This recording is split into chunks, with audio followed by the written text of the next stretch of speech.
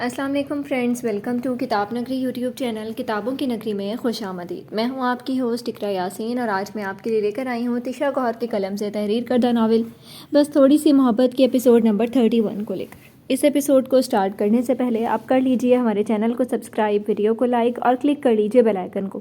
اب آتے ہیں ایپیسوڈ کی جانب۔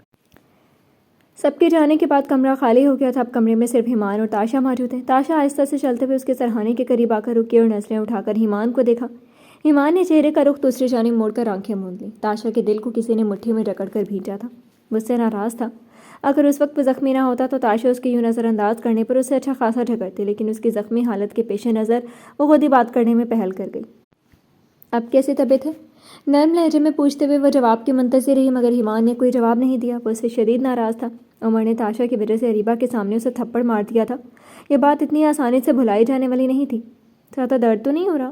اس کے زخمی وجود کو دیکھتے ہوئے اس نے دوبارہ بات کرنے کی کوشش کی۔ اس بار ایمان نے آنکھیں کھولے بغیر ہی جواب دیا، سب چلے گئے ہیں، اب ڈرامہ کرنے کی ضرورت نہیں ہے۔ اس کے جواب پر تاشا کے دل کو بہت زور سے دھکا لگا۔ وہ سمجھ رہا تھا کہ تاشا ڈرامہ کر رہی ہے۔ اس نے بے یقینی سے ایمان کی طرف دیکھا۔ تمہیں میرا فکر کرنا ڈرامہ لگ رہا ہے؟ اس بار پھر ایمان نے کوئی جواب نہیں دیا۔ اس کا ناراض رویہ تاشا سے برداشت نہیں ہو رہا تھا۔ وہ بہت کم اس سے ناراض ہوتا تھا، مگر جب ہوتا تھا تو خود ہی مان بھی جاتا تھا۔ اب کی بار وہ نہیں مانا تھا اور اس بات نے تاشا کو بے چین کیا تھا۔ بالآخر اس کا شکوہ بھی لبوں پر آ ہی گیا۔ اصولاً تو مجھے تم سے ناراض ہونا چاہیے، مجھے غصہ کرنا چاہیے کہ تم مجھے کل لینے نہیں آئے، اور یہاں الٹا چور کوتوال کو ڈانٹنے والا حساب چل رہا ہے۔ اس کے شکوے پر ایمان نے ایک دم آنکھیں کھولی اور رخ اس کی جانب موڑ کر غصے سے اسے دیکھا۔ جب میں نے کہا تھا کہ میں لینے آ رہا ہوں تو تم نے کیا کہا تھا؟ میں تمہارا باڈی گارڈ نہیں ہوں۔ تو پھر تمہیں کس بات کی خوش فہمی تھی کہ تمہارے بلانے پر میں آ جاؤں گا؟ وہ کہے بغیر غصے نہیں رہ سکا۔ وہ تو میں نے غصے میں کہہ دیا تھا، اس کا مطلب یہ نہیں ہے تم مجھے کہیں بھی اکیلا چھوڑ دو۔ تمہیں اتنا بھی احساس نہیں ہوا کہ میں اور کس کے ساتھ آتی؟ نہ چاہتے ہوئے بھی وہ پھر سے اس کا شکوہ کر گئی تھی جس کے ساتھ گئی تھی۔ اس کے زخمی چہرے پر تیوریاں واضح تھیں۔ میں تمہاری ذمہ داری ہوں، ان کی نہیں۔ وہ جواباً شکایتی لہجے میں بولی، تم سے کس نے کہا کہ تم میری ذمہ داری ہو؟ وہ کہنا نہیں چاہتا تھا، مگر دل اب تک اس سے خفا تھا۔ تاشا نے جیسے صدمے سے اسے دیکھا۔ وہ اس سے اس سوال کی توقع نہیں کر رہی تھی۔ میں منقوہہ ہوں تمہاری، اور بیویاں اپنے شوہروں کی ذمہ داریاں ہوتی ہیں، دوسروں کے شوہروں کی نہیں۔ اسے خفا سے انداز میں کہہ کر اس نے منہ پھیر لیا۔ اچھا، اس نے ہنکارا بھرا، تمہیں یاد ہے کہ تم میری منقوہہ ہو؟ کچھ روز پہلے تک تو تمہیں اس تعلق پر بہت اعتراض تھا۔ وہ طنز کرنا نہیں چاہتا تھا، مگر تاشا کی بات نے اسے مجبور کر دیا۔ جواباً تاشا نے اسے نم ہوتی آنکھوں سے دیکھا تھا۔ ایمان، تم اب اس طرح مجھ سے بدلہ لو گے؟ اس کے لہجے میں دکھ تھا۔ کیوں؟ سب کچھ صرف تمہیں کرنے کی اجازت ہے؟ میں انسان نہیں ہوں؟ میرے جذبات نہیں ہیں؟ اگر تم کسی اور کے شوہر کے ساتھ جا سکتے ہو تو واپس آنے میں کیا مسئلہ ہے؟ جب تمہیں میرا ساتھ برداشت نہیں تو کھل کر کہہ دو۔ اس طرح کبھی امید اور نا امیدی کے درمیان تو نہیں لٹکتا رہوں گا میں۔ غصے سے اس کے نتنے پھولنے لگے تھے۔ اس کے لہجے میں ہلکی سی آنچ تھی اور خفگی تو حد سے سوا تھی۔ تاشا چپ چاپ سنتی رہی۔ کہتا وہ ٹھیک ہی رہا تھا، لیکن اب وہ اسے کیا بتاتی کہ اریبہ کی باتیں اسے پریشان کر رہی تھیں۔ اگر ایمان کو اصل وجہ بتاتی تو وہ اس کی کمزوری جان لیتا۔ اپنا بھرم رکھنے کے چکر میں اس نے سارا الزام ایمان پر ڈال دیا تھا۔ چند لمحے وہ ایمان کو خاموش نظروں سے دیکھتی رہی، پھر خاموشی سے دروازے کی جانب بڑھنے لگی۔ اسے لگا تھا کہ وہ اسے آواز دے کر روک لے گا۔ دروازے کا ہینڈل گھمانے تک وہ اسی امید میں تھی کہ شاید ایمان اب اسے آواز دے گا، مگر اس کی طرف سے مکمل خاموشی تھی۔ بالآخر تاشا نے خود ہی پیچھے مڑ کر دیکھ لیا۔ وہ پھر سے رخ دوسری جانب موڑے ہوئے تھا۔ اسے جیسے کوئی فرق ہی نہیں پڑتا تھا کہ تاشا اس کے قریب رہتی ہے یا چلی جاتی ہے۔ اس نے آنکھوں میں امڑتے آنسو اندر دھکیلتے ہوئے دروازے سے قدم باہر رکھ دیا۔ اس کی نگاہوں سے اوجھل ہوتے ہی آنسو گالوں پر بہہ نکلے تھے، جس نے ہمیشہ پھولوں کی طرح رکھا۔ ہمیشہ نہیں، مگر زیادہ تر۔ آج وہ اس سے بالکل لا تعلق ہو گیا تھا۔ تاشا کا دل کٹ رہا تھا۔ اس نے رگڑ کر گالوں سے آنسو صاف کیے اور کمرے کے باہر رکھے بینچ پر جا کر بیٹھ گئی۔ اگر وہ اسے ناراض ہو رہا تھا تو ٹھیک ہے، اب وہ بھی اسے نہیں منائے گی۔ اس کی اونچی انا نے جتنا جھکنا تھا جھک گئی تھی، اب اور نہیں۔ اس نے پکا ارادہ کر لیا تھا۔ اگلے روز اسے چھٹی مل گئی۔ رات سے دونوں کے درمیان کوئی بات نہیں ہوئی تھی۔ دن کو سب اس کے پاس تھے، اس لیے کوئی بات کرنے کی ضرورت پیش ہی نہیں آئی۔ عمر آفس چلا گیا تھا اور جاتے ہوئے اریبہ کو اپنے میکے ڈراپ کر گیا تھا۔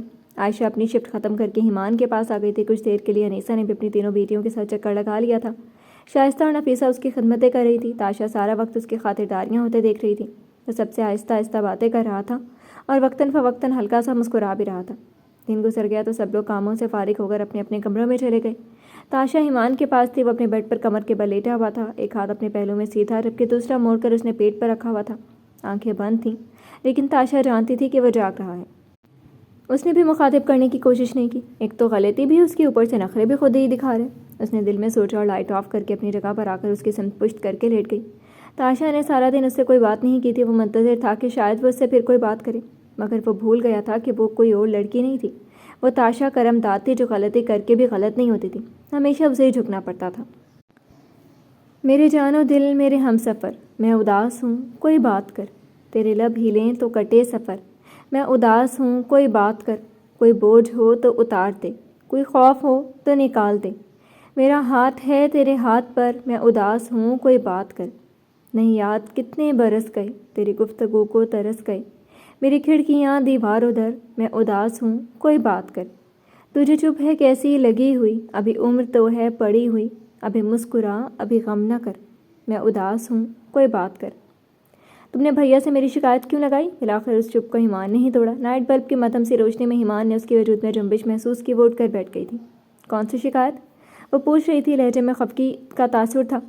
اس دن جب تم نے مجھے میسج کیا تھا کہ مجھے لینے آ جاؤ اور میں نے کہا تھا کہ جیسے گئی تھی ویسے ہی واپس آؤ، تم نے یہ بات بھیا کو کیوں بتائی؟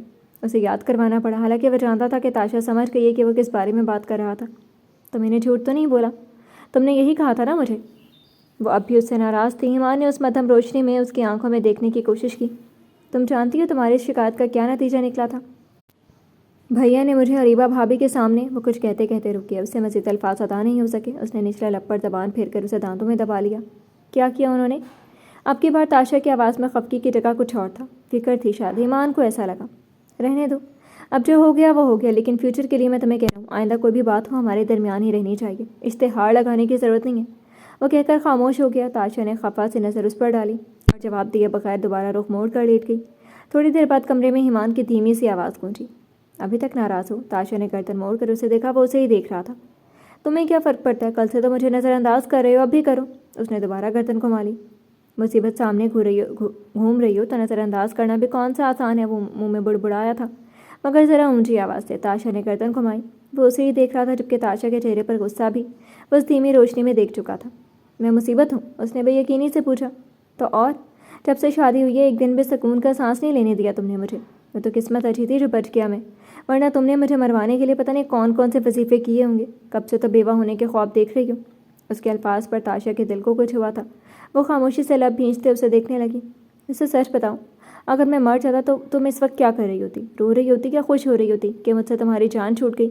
اس کی آنکھوں میں دیکھنے کی کوشش کر رہا تھا مگر تاشا نے رخ موڑ لیا۔ وہ نہیں چاہتی تھی کہ ایمان اس کی آنکھوں میں امڑتی نمی دیکھ لے۔ اس کی خاموشی پر آہستہ سے کراہتے ہوئے اٹھ کر بیٹھ گیا۔ پتہ ہے جس وقت میرا ایکسیڈنٹ ہوا تھا سب سے پہلا خیال مجھے تمہارا آیا تھا، میرے بغیر کیسے رہو گی یہ سوچ رہا تھا میں۔ وہ آہستہ سے مسکراتے ہوئے بولا تو تاشا نے نمی کو آنکھوں کے اندر دھکیلتے ہوئے اس کی جانب رخ کیا۔ اس کے چہرے پر غصیلے تاثرات تھے۔ اتنے بھی ضروری نہیں ہو تم۔ اس کے الفاظ بہت سخت تھے لیکن لہجے میں ذرا سی لرزش تھی۔ ایمان کی مسکراہٹ سمٹی۔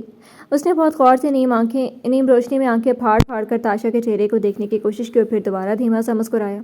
تمہیں عادت ہے میرے بغیر زیادہ عرصہ رہ نہیں سکو گی۔ تاشا کا غصہ ایک دم غائب ہوا۔ ایمان کے الفاظ پر اس کا دل زور سے دھڑکا تھا، شاید ایک بیٹ مس بھی کی تھی۔ وہ لاجواب ہو گئی تھی۔ اپنی گھبراہٹ پر قابو پانے کی ناکام کوشش کرتے ہوئے اس نے ایمان کو دیکھ کر ہنکارا بھرا اور آنکھیں گھمائیں۔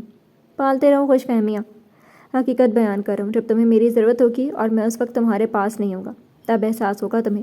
اس کی باتوں کو بہت شدت سے محسوس کرتے ہوئے تاشا نے بات بدلنے کی کوشش کی۔ سو جاؤ، آرام کر لو، پھر کہو گے کہ میں نے تمہیں سونے نہیں دیا۔ کاش ایسا ہوتا۔ وہ بڑبڑاتے ہوئے منہ بنا کر لیٹ گیا تو اس کی زمانی انداز پر ایک بار پھر تاشا کی دھڑکن تیز ہوئی۔ وہ آہستہ سے بنا کچھ بولے دوبارہ اپنی جگہ لیٹ گئی مگر اس بار رخ موڑنے کی بجائے وہ کمر کے بل لیٹی تھی۔ تھوڑی دیر بعد اسے اپنے ہاتھ کی پشت پر کوئی چیز رینگتی ہوئی محسوس ہوئی۔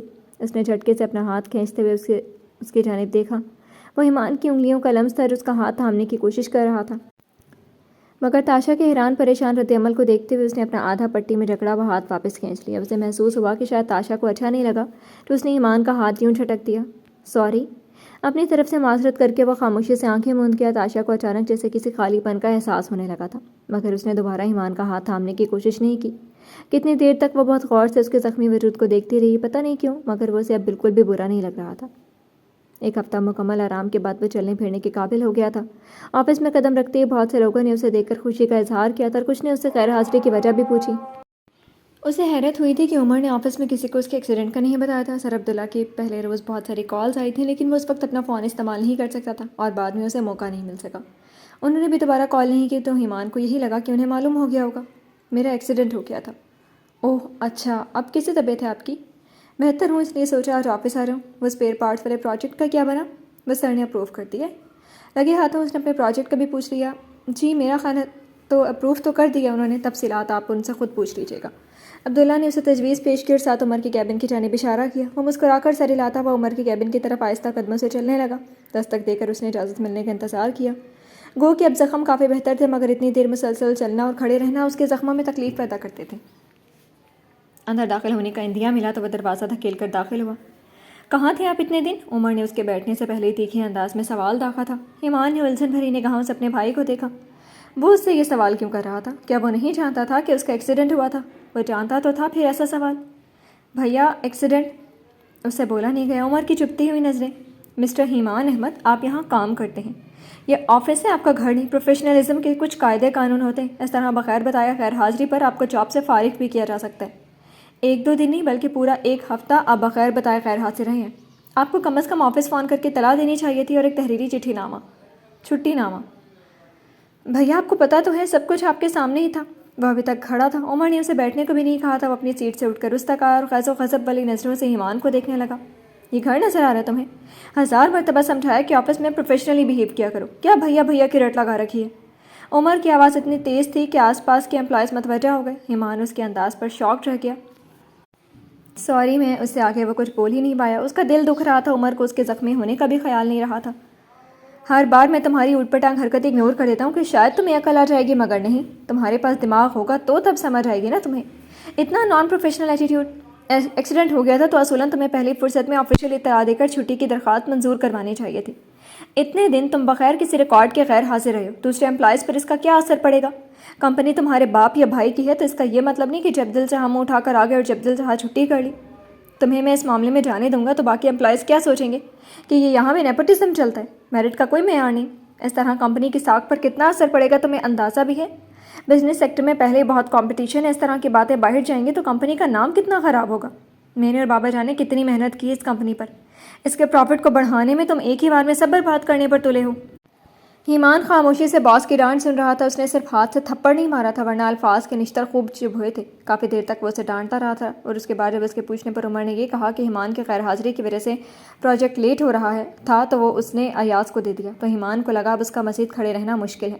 اس پروجیکٹ پر اس نے بہت محنت کی تھی، اگر یہ ایکسیڈنٹ نہ ہوتا تو وہ اس کا کتنا مزید کام کر چکا ہوتا۔ جب وہ باہر آیا تو اس کی ٹانگیں نہ صرف درد کی وجہ سے بلکہ عمر کے الفاظ کی تکلیف سے بھی کانپ رہی تھی۔ وہ اپنے ڈیسک پر آ کر آہستہ سے کرسی پر بیٹھ گیا۔ عمر اس کے ساتھ زیادتی کر رہا تھا۔ اب آہستہ آہستہ یہ احساس اس کے لاشعور سے شعور میں قدم رکھنے لگا تھا۔ اس کا شپ مشنری والا آئیڈیا اپروو ہو گیا تھا، مگر عین پروجیکٹ اپروول کے وقت عمر نے وہ پروجیکٹ بھی ایاز کے نام سے منسوب کر کے اسے دے دیا تھا۔ ایمان کا ذہن اس بات پر بہت بری طرح الجھا تھا۔ ابھی وہ پچھلے 1 ماہ سے اسپیئر پارٹس والے پروجیکٹ پر رات دن لگا کر کام کر رہا تھا، جو اس بار بھی عمر نے کسی اور کے حوالے کر دیا۔ عمر اس سے بہت سے کام لینے لگا تھا، لیکن اس کا کریڈٹ وہ ایمان کو نہیں دیتا تھا۔ جانے وہ ایمان کے ساتھ ایسا کیوں کر رہا تھا؟ ایمان کو دل ہی دل میں یہ بات پریشان کرنے لگی تھی۔ آہستہ آہستہ اس کے زخم ٹھیک ہونے لگے۔ 15 دن تک وہ کافی بہتر ہو گیا تھا۔ اب وہ آرام سے چل لیتا تھا، مگر زیادہ دباؤ پڑنے پر زخموں میں تکلیف ہوتی تھی۔ اسی دوران ایک روز سائم کے گھر والی انیسہ کی طرف خاص مقصد سے گئے تھے۔ ایمان جا نہیں سکا، مگر عمر اور اریبہ کو شائستہ اور حمید احمد بڑا بیٹا اور بڑی بہو کی حیثیت سے ساتھ لے کر گئے تھے۔ تاشا جانا چاہ رہی تھی، مگر اریبہ کی اس روز والی بات نے اسے جانے سے روک دیا۔ ایمان کے تم کیوں نہیں جا رہی پوچھنے پر اس نے موڈ نہیں ہے کہہ کر ٹال دیا تھا۔ اس نے شانے اٹھا دی جسے کہہ رہا ہو تمہاری مرضی، نفیسہ نے تو یوں بھی جانا ہی تھا۔ سب لوگ چلے گئے تھے سوائے ایمان اور تاشا کے۔ ایمان بات لینے گیا تھا، پینٹ اور بنیان پہن کر وہ گیلے بالوں کو تولیے سے رگڑتا ہوا باہر نکلا۔ تاشا پورے بیڈ پر اپنے کپڑے پھیلائے جانے کون سے حساب لگا رہی تھی۔ ایمان نے ایک نظر اسے دیکھا اور پھر اس کے قریب ہو کر ہلکا سا جھکا۔ تاشا نے ذرا سی گردن موڑ کر اس کی حرکت نوٹ کی۔ وہ ہلکا سا مسکرایا اور گیلے بالوں میں انگلیاں مار کر پانی کے چھینٹے تاشا پر پھینکے۔ اس نے ایک دم چہرہ دوسری جانب کا موڑا۔ چند قطرے اس کے پھیلائے کپڑوں کو بھی میسر ہو گئے تھے۔ چہرے پر ہاتھ پھیر کر نمی دور کرنے کے بعد اس نے لب بھینچے اور جھٹکے سے گردن موڑ کر ایمان کو دیکھا۔ وہ دلکشی سے مسکراتا ہوا تاشا کو آنکھ مار کر ڈریسنگ ٹیبل کی جانب مڑ گیا۔ تاشا نے تکیہ اٹھا کر اس کی جانب پھینکا جو اس کی کمر کو لگ کر نیچے گر چکا تھا۔ یہ کیا حرکت ہے؟ تمیز نہیں ہے تمہیں؟ وہ دبا دبا چلائی تھی۔ بھڑک تو ایسے رہی ہے جسے میں نے بالٹی بھر کے پانی گرا دیا، اس نے لاپرواہی سے کہا تو تاشا نے غصے سے کھا جانے والی نظروں سے اسے دیکھا۔ تم میرے ساتھ ایسی چیپ حرکتیں نہ ہی کیا کرو تو بہتر ہے، جواباً وہ چڑھ کر بولی۔ ایمان کی مسکراہٹ ایک دم سمٹی تھی۔ دوستوں کے الٹے مشوروں کا اثر بھی الٹا ہی ہو رہا تھا۔ اس نے گہرا سانس لیا اور تاشا کی طرف مڑا۔ سوری، غلطی ہو گئی، آئندہ احتیاط کروں گا، سنجیدگی سے کہہ کر وہ الماری کی طرف بڑھ گیا اور شرٹ نکال کر پہن لی۔ وہ جو سمجھ رہا تھا اس کی اس رومانٹک حرکت پر وہ شرما جائے گی، تو وہ بالکل غلط سوچ رہا تھا۔ اس پر اثر کیا خاک ہونا تھا، بلکہ وہ سارے کپڑے سمیٹ کر انہیں اٹھا کر دوسرے کمرے میں چلی گئی تھی۔ اس کے جانے کے بعد وہ سنجیدگی سے سوچنے لگا اس کا پتھر دل جانے کب پگھلے گا۔ دوسری جانب تاشا اپنے تیز تیز دھڑکتے دل کو قابو کرنے کی کوشش کر رہی تھی۔ جانے ایسی کیا کشش تھی اس میں، اس کے آنکھ مارنے پر تاشا کو اپنا دل ڈوبتا محسوس ہوا۔ کتنا پیارا لگتا تھا وہ دلکشی سے مسکراتے ہوئے۔ میں بھی کیا سوچ رہی ہوں، اس نے خود کو سرزنش کی تھی۔ جیسے چاہے وہ جتنا بھی پرکشش ہو، مگر تاشا اس بات کا اعتراف کبھی نہیں کرنا چاہتی تھی۔ وہ شہزادی تھی اور شہزادیاں اپنی کمزوریاں ظاہر نہیں کرتیں۔ اس نے ایمان کو بھی یہی تاثر دیا تھا کہ اس کی حرکت اسے پسند نہیں آئی، لیکن اندر ہی اندر وہ اس کی جانب کھنچتی جا رہی تھی۔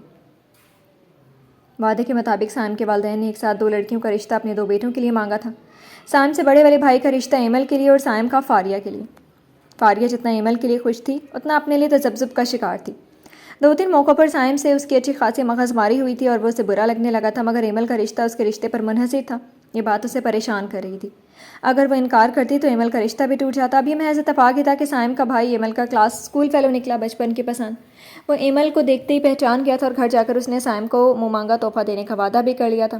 بہت سوچ بچار کے بعد فاریہ کو ہاں کرتے ہی بنی۔ اب اگر وہ زیادہ بولتا ہی تھا تو یہ کوئی اتنی بڑی بات تو نہیں تھی۔ فیملی تو اچھی لگی تھی اور ایمل بھی اسی گھر میں جائے گی تو زندگی اچھی ہی گزرے گی۔ سارے سود و زیاں کا حساب لگا کر اس نے ماں کو اپنا فیصلہ سنا دیا تھا۔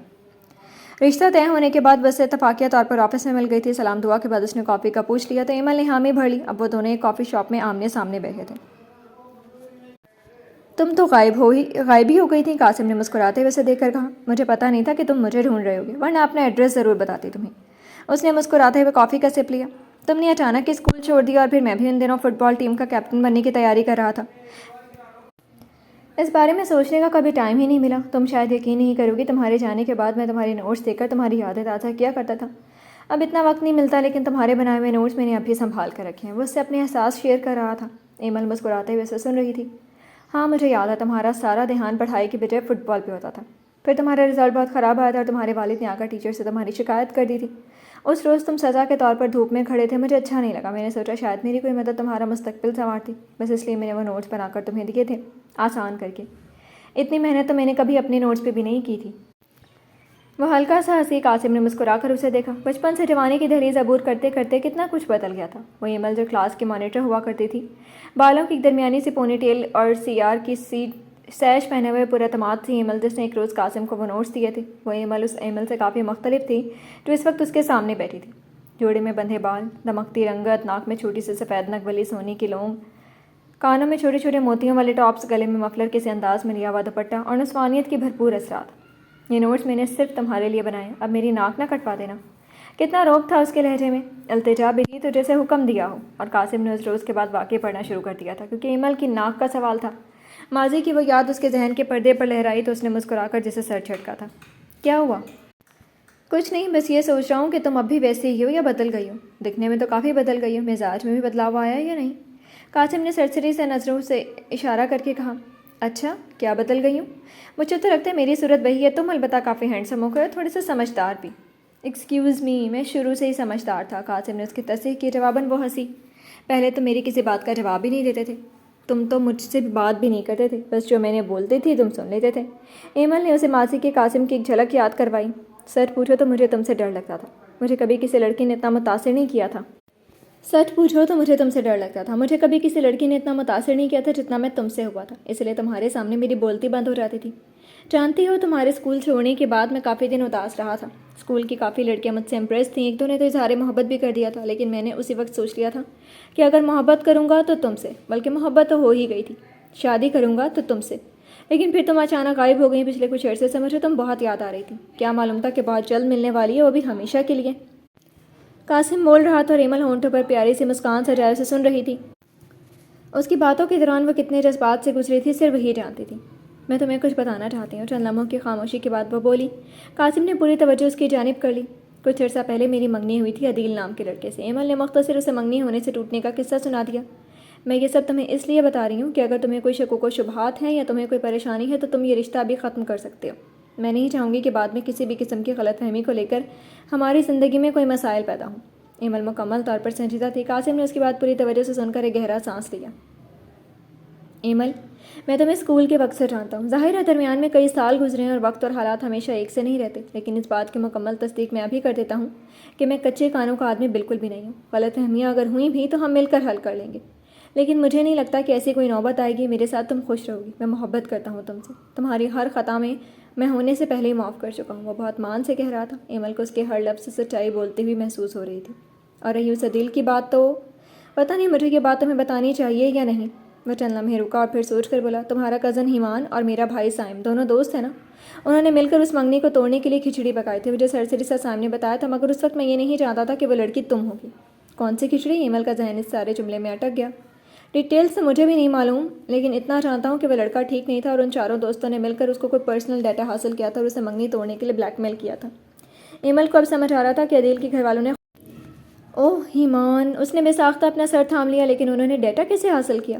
ایمل کے ذہن میں نیا سوال کون تھا. تم شاید بھول رہی ہو، وہ سافٹ ویئر انجینئرز ہیں. ہیک کر لیا ہوگا کچھ. قاسم نے عام سے انداز میں کندھے اچکائے اور ایمل نے پھر اپنا سر ہاتھوں میں گرا لیا. یہ لڑکے بھی نا. اچھا چھوڑو انہیں، میں جلدی شادی کرنا چاہتا ہوں. تمہیں کوئی اعتراض تو نہیں ہے؟ ایمل نے نفی میں سر ہلایا. نہیں، مجھے کیا اعتراض ہوگا، لیکن ایک بات میں ضرور کہوں گی. پہلے کا تو پتہ نہیں، لیکن آج مجھے یقین ہو گیا جو ہوتا ہے اچھے کے لیے ہی ہوتا ہے. ایمل بالکل مطمئن انداز میں مسکرائی تھی. اسے مسکراتا دیکھ کر قاسم بھی کھل کر مسکرایا تھا. اریبہ کو تاشا سے جلن محسوس ہونے لگی تھی. تاشا شکل و صورت میں اس سے کئی گنا خوبصورت تھی. حمید احمد اگر عمر پر اندھا اعتماد کرتے تھے تو تاشا سے بے حد محبت کرتے تھے، اور یہ بات اریبہ کو شادی کی شروع دنوں میں ہی معلوم ہو گئی تھی. تاشا سب کی لاڈلی تھی اور اریبہ گھر کی بڑی بہو ہونے کے باوجود بھی کبھی وہ مقام حاصل نہیں کر سکتی تھی جو تاشا کا تھا. اسے اپنا آپ اس گھر میں اجنبی جیسا لگتا تھا. شائستہ نے نہ کبھی تاشا پہ گھر کے کاموں کی ذمہ داری ڈالی تھی اور نہ ہی اریبہ پہ. کچن کا کام نفیسہ اور شائستہ ہی مل کر کیا کرتی تھی. تاشا یا اریبہ کا جب کچھ بنانے کا موڈ ہوتا تو وہ اپنی مرضی سے کچھ بھی بنا لیا کرتی تھی. دونوں بہوؤں پر کسی قسم کی کوئی روک ٹوک بھی نہیں تھی. ایمان شکل و صورت میں عمر سے کم نہیں تھا، لیکن عمر اور حمید احمد کے علاوہ تقریباً ہر ایک ایمان کی تعریف کیا کرتا تھا، اور تاشا اور ایمان کی جوڑی کو اریبہ اور عمر کی جوڑی سے زیادہ سراہا جاتا تھا، جس کی وجہ سے اریبہ کو ایمان کے ساتھ ساتھ تاشا سے بھی چڑ ہونے لگی تھی، اور اپنی اس چڑ کا اظہار وہ اکثر موقعوں پر تاشا کو باتیں سنا کر دیا کرتی تھی. تاشا نے کئی بار محسوس کیا تھا کہ اریبہ جان بوجھ کر اس کے ساتھ ایسا کرتی ہے، مگر وہ خاموشی کے گھونٹ پی جاتی تھی، کیونکہ پہلے کبھی تاشا کے ساتھ ایسا کسی نے نہیں کیا تھا. ہمیشہ وہی ہوتی تھی جو ایمان کو باتیں سنایا کرتی تھی اور وہ چپ چاپ سن لیا کرتا تھا. ایک طرف اریبہ تاشا سے ذاتی طور پر اپنے عناد کا اظہار کر رہی تھی تو دوسری طرف وہ ایمان اور تاشا کو گھر سے نکلوانے کی پلاننگ بھی کر رہی تھی. اس سلسلے میں بہت سوچ بچار کے بعد اس نے عمر کے کان بھرنا شروع کر دیے تھے. وہ وقتاً فوقتاً عمر کا احساس دلا رہی تھی کہ ایمان کو اب کاروبار سے الگ کر دینا چاہیے. آخر کب تک عمر ہی سب کا بوجھ اٹھاتا رہے گا؟ کچھ ذمہ داری ایمان کے کندھوں پہ بھی ڈالنی چاہیے. کم از کم سب کا نہیں تو نفیسہ اور تاشا کا خرچہ ایمان کو اٹھانا چاہیے. اریبہ نہیں جانتی تھی، لیکن عمر جانتا تھا کہ کاروبار صرف عمر ہی نہیں، حمید احمد بھی سنبھالتے تھے. وہ اتنی آسانی سے ایمان کو نہیں نکال سکتا تھا، ورنہ کب کا الگ کر بھی چکا ہوتا. لیکن اریبہ کی باتیں اس کے ذہن میں گردش کر رہی تھیں. بات صرف ذمہ داری بانٹنے کی ہوتی تو عمر کو اتنی سوچ بچار نہیں کرنی پڑتی. وہ ایمان کو صرف الگ نہیں کرنا چاہتا تھا، اسے حمید احمد کی نظروں سے گرانا بھی چاہتا تھا. ایمان نے تھوڑے ہی عرصے میں اپنی صلاحیتوں کو بہت نکھار کر پیش کیا تھا. عمر جان گیا تھا کہ ایمان میں کتنا پوٹینشیل ہے. اس کے آئیڈیاز بہت منفرد ہوتے تھے. عمر کو اس سے یہ خطرہ لاحق تھا کہ اگر حمید احمد تک اس کی ذہانت اور قابلیت کے ثبوت پہنچ گئے تو وہ اسے عمر جتنی اہمیت دینے لگیں گے، اور یہی وہ نہیں چاہتا تھا. وہ کبھی ایمان کو اپنے برابر نہیں دیکھنا چاہتا تھا. حمید احمد تک اس کی کارکردگی نہ پہنچے، اس لیے وہ ایمان کے پروجیکٹس ایاز کے نام سے فارورڈ کرتا تھا. عمر اب تک اس کے ساتھ جو کچھ کر چکا تھا اس پر ایمان نے خاموش احتجاج کے علاوہ کوئی رد عمل ظاہر نہیں کیا تھا. لیکن اس بار ایمان نے ہوم یوٹینسلز والے پروجیکٹ پر بہت محنت کی تھی. وہ ہر حال میں اس پروجیکٹ پر خود کام کرنا چاہتا تھا. ایک تو یہ اس کی دن رات کی محنت تھی، اور دوسرا اس کی پروموشن کا دار و مدار اس پروجیکٹ پر تھا. عمر اس کے آئیڈیاز کے مکمل ہونے کا انتظار کر رہا تھا. بھیا آپ ایسا کیسے کر سکتے ہیں؟ وہ میرا آئیڈیا تھا، وہ پروجیکٹ مجھے ملنا چاہیے تھا، آپ نے ایاز کو دے دیا. وہ ابھی تک بے یقین تھا کہ عمر نے اس کا آئیڈیا کسی اور کے نام سے پریزنٹ کر دیا تھا. تمہیں میں نے بتایا تھا کہ آئیڈیا ٹھیک نہیں ہے، اس میں غلطیاں ہیں. ایاز نے ان غلطیوں کو نکال کر اسے پرفیکٹ کیا، اس لیے یہ پروجیکٹ اسے دے دیا تھا میں نے. عمر نے خشک لہجے میں رکھائی سے کہا، آپ مجھے 2 دن دے دیتے، میں اس پہ کام کر رہا تھا، اسے امپروو کر کے میں آپ کو دے دیتا. آپ بھی جانتے ہیں کہ یہ چوری ہے. اس نے میرا آئیڈیا لے کر اس کا پرپوزل بنا دیا، اور آپ نے اسے کچھ بھی نہیں کہا، الٹا وہ پروجیکٹ بھی اسے دے دیا. ایمان کو اس وقت صرف ایک ہی بات بری لگ رہی تھی، اور وہ یہ کہ اس کے بھائی نے جان بوجھ کر اس کا کام کسی اور کے نام لگا دیا تھا، اس کا کریڈٹ کسی اور کو دے دیا تھا. پچھلے 1 مہینے سے وہ جس آئیڈیا پہ کام کر رہا تھا اس کی ساری محنت صرف ایک رات میں چند تبدیلیاں کر کے کسی اور نے اپنے نام کروا لی تھی. اور اس پہ حد یہ کہ باس یعنی اس کا بھائی بھی اس جرم میں برابر کا شریک تھا. وہ بھائی کے خلاف نہیں جا سکتا تھا، وہ بھائی کے خلاف جانا نہیں چاہتا تھا. تمہارے اندر وہ صلاحیتیں نہیں ہیں جو مجھے درکار ہیں. کسی اور نے اگر تم سے اچھا کام کر دیا تو اسے سپورٹ کرو. پروجیکٹ تم کرو یا کوئی اور, پروفٹ کمپنی کو ہی ہوگا. بھیا آپ میرے ساتھ ٹھیک نہیں کر رہے. اس نے پہلے بھی میرا آئیڈیا چرایا تھا, تبھی آپ نے اسے ہلکی سی وارننگ دے کر چھوڑ دیا تھا, اور اس بار اس نے مجھ سے میرا پورا پروجیکٹ چھین لیا. اب بھی آپ اسے کچھ نہیں کہہ رہے ہیں بلکہ اسے سپورٹ کر رہے ہیں. وہ نہیں جانتا تھا کہ پچھلی بار بھی وہ پروجیکٹ اس بار کی طرح عمر نے ہی ایاز کو دیا تھا. ایاز کا پروجیکٹ آئیڈیا چرا لینا سراسر ایمان کے سامنے ایک ڈرامہ تھا. مجھے کمپنی کے فائدے کے لیے جو فیصلہ ٹھیک لگے گا میں لے سکتا ہوں. تم مجھ سے سوال نہیں کر سکتے. یہاں کا مالک میں ہوں, تم نے. جواباً عمر نے خاصے تنفر سے کہا تھا. آپ میرے ساتھ زیادتی کر رہے ہیں. اس نے دبا دبا سے احتجاج کیا. اسے لگا تھا وہ ابھی رو دے گا. کیا زیادتی کی ہے تمہارے ساتھ؟ تمہیں پوری تنخواہ نہیں مل رہی؟ عمر غصے سے بھویں میچ کر بولا. یہ بات آپ بھی جانتے ہیں کہ میں کس زیادتی کی بات کر رہا ہوں. میرے پروجیکٹس کا کریڈٹ وہ لے رہا ہے. یہ ورک ایتھکس کے خلاف ہے اور قانوناً جرم ہے. اب تم مجھے ورک ایتھکس اور قانون سکھاؤ گے؟ عمر نے زور سے میز پر ہاتھ مارا اور غراتے ہوئے اس کے سامنے کھڑا ہو گیا. میرے خیال میں ورک ایتھکس اینڈ لاز آپ مجھ سے بہتر جانتے ہیں بھیا. ایمان کو اپنے بھائی کا یہ روپ دیکھ کر بہت دکھ ہو رہا تھا. یہ بھیا بھیا کیا لگا رکھی ہے؟ تمیز بھول گئی ہو کہ کس سے مخاطب ہو؟ پر جبڑے بھینچ کر غرایا. سوری, مجھے لگا تھا کہ میں اپنے بھائی سے بات کر رہا ہوں. وہ آہستہ سے بولا. اس کے زبانی الفاظ اور جملے نے عمر کا غصہ دلایا تھا, مگر وہ اسے ایسا کوئی تاثر نہیں دینا چاہتا تھا کہ وہ اس کے الفاظ میں پنہا مطلب سمجھ گیا. پرسنل اور پروفیشنل معاملات کو الگ رکھو. تمہارے حق میں یہی بہتر ہے. آئندہ احتیاط کر رکھوں گا. وہ دھیمے مگر ہلکے سے نم لہجے میں بولا تھا. اس وقت وہ اس بات کو قبول نہیں کر پا رہا تھا کہ یہ سب کچھ عمر کی ایما پر ہوا ہے. کبھی کبھی ہم جن لوگوں سے محبت کرتے ہیں ان کی جان بوجھ کر کی گئی زیادتیوں کو بھی جسٹیفائی کرنے کی کوشش کرتے ہیں. اس لیے نہیں کہ ہم ان سے الگ ہونے سے ڈرتے ہیں, بلکہ اس لیے کہ ہمارا دل اس بات کو ماننے کو تیار ہی نہیں ہوتا کہ وہ ہمارے ساتھ ایسا کر سکتے ہیں. سارے ثبوت سامنے ہو کر بھی ہم آنکھیں بند کر لیتے ہیں اس گمان میں کہ شاید حقیقت بدل جائے گی یا ان کی خصلت. محبت ایسی ہی ہوتی ہے, سامنے والے کے عیبوں کو نظر انداز کرتی ہے, درگزر کرتی ہے. جیسے والدین اپنی اولاد کی تمام زیادتیوں کو معاف کر دیتے ہیں, جیسے بہن بھائی لڑنے کے بعد پھر ایک ہو جاتے ہیں. ایمان کو عمر سے بچپن سے محبت تھی, وہی محبت جو ایک چھوٹے بھائی کو اپنے بڑے بھائی سے ہوتی ہے. اسے نہیں معلوم تھا کہ اس نے کبھی عمر کے ساتھ ضد لگائی ہو, کبھی اس کے بارے میں غلط گمان کیا ہو, حتیٰ کہ اس کی چھوٹی چھوٹی باتوں کو بنیاد بنا کر وہ اسے ڈانٹا کرتا تھا. اسے کئی بار اس نے خود مارا اور کئی بار حمید احمد سے شکایت لگا کر ان سے بھی پٹائی کروائی. وقتی طور پر اسے برا بھی لگتا تھا کہ کیا ہو جاتا اگر اس بات کو عمر اپنے تک رکھ لیتا, لیکن وہ مثبت سوچ رکھنے والا انسان تھا. جب غصہ ٹھنڈا ہو جاتا تو یہی سوچا کرتا تھا کہ وہ یہ سب اس کی بھلائی کے لیے کرتا ہے. وہ نہیں چاہتا کہ ایمان دوسرے لڑکوں کی طرح بگڑ جائے. اس کی پرسنالٹی کے جھول اور خامیوں کو ختم کرنے کے لیے وہ اسے ہر غلط چیز پر ٹوکتا تھا, مگر اب پچھلے چند ماہ سے اسے کچھ اور محسوس ہونے لگا تھا. کیونکہ کئی بار واضح طور پر عمر نے اس کے صحیح کام کو رد کر کے ایاز کی غلط تجاویز کی منظوری دی تھی. وہ اب تک خود کو یہ بات سمجھاتا رہا تھا کہ عمر سمجھدار ہے, کام کے بارے میں اس سے بہتر جانتا ہے, لیکن ہر چیز اس جانب اشارہ کر رہی تھی کہ عمر اس کے ساتھ جان بوجھ کر ایسا کیا ہے, اور وہ نہیں چاہتا کہ ایمان اس کے ساتھ کام کرے جیسے وہ جان بوجھ کر یہ سب کر رہا ہو, کہ تنگ آ کر وہ خود ہی آفس چھوڑ جائے. اس کے دل سے ایک ہوک سی اٹھی تھی. اگر اس کے یہاں کام کرنے سے بھائیوں کی محبت میں فرق آ رہا تھا تو وہ کام چھوڑ دے گا. وہ اپنے بھائی سے بگاڑنا نہیں چاہتا تھا. وہ لڑائی جھگڑے کے بجائے قربانی دے کر امن قائم رکھنے والا انسان تھا. اس نے خود ہی اس جگہ کو چھوڑنے کا فیصلہ کر لیا تھا. اب بھی اس کا دل یہ بات ماننے سے انکاری تھا کہ عمر اس کے ساتھ ایسا کچھ کر سکتا ہے, مگر سامنے کی بات کو جھٹلانا بھی آسان نہیں تھا. وہ اپنے ذہن میں الجھ کر رہ گیا تھا. دل اور دماغ کی اس جنگ نے اس کا اندرونی سکون چھین لیا تھا. جی تو فرینڈز, کیسی لگی آپ کو آج کے ایپیسوڈ؟ کمنٹ سیکشن میں ضرور بتائیے گا. پھر حاضر ہوں گے ناول کی نیکسٹ ایپیسوڈ کے ساتھ.